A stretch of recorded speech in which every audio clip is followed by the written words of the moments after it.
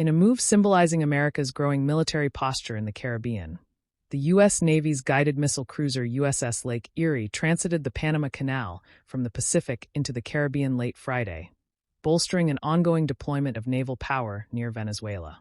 The Lake Erie's passage through the canal's Pedro Miguel locks around 9:30 p.m. local time, 2:30 Greenwich Mean Time, underscores a significant shift in regional naval activity.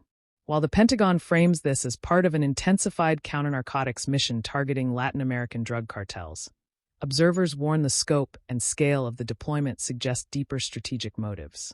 This movement comes amidst one of the most substantial U.S. naval buildups in the Caribbean in recent memory.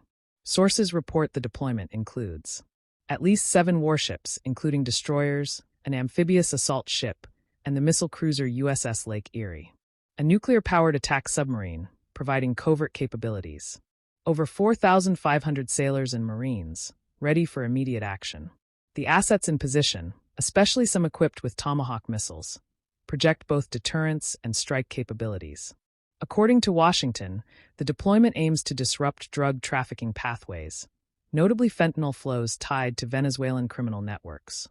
Venezuela's leadership, particularly President Nicolas Maduro, perceives the buildup as a thinly veiled threat, a step toward regime change rather than a simple anti-drug operation.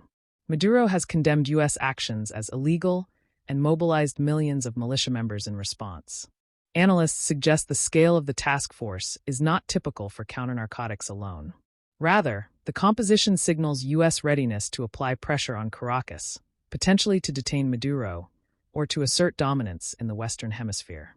While U.S. officials stop short of admitting plans for invasion, the deployment echoes past assertive maneuvers, such as the 1989 Panama intervention. Sparking concern across the region, travel and trade may not be immediately disrupted, but heightened military activity near Venezuelan airspace and waters could lead to advisories or route changes. Neighboring countries show mixed reactions. Guyana and Trinidad and Tobago have expressed tacit support for the U.S., while Colombia remains cautious, balancing its counter-narcotics stance with regional diplomatic sensitivity. The risk of further escalation remains real. Analysts warn of destabilizing consequences, including refugee flows, humanitarian crises, and involvement of Russia, China, or Iran. The USS Lake Erie's transit through the Panama Canal is more than a military maneuver. It's a geopolitical signal reverberating across the Caribbean and beyond. For more coverage about Zambia growth and development power, please subscribe to our channel and hit the notification bell so you never miss an update on this news.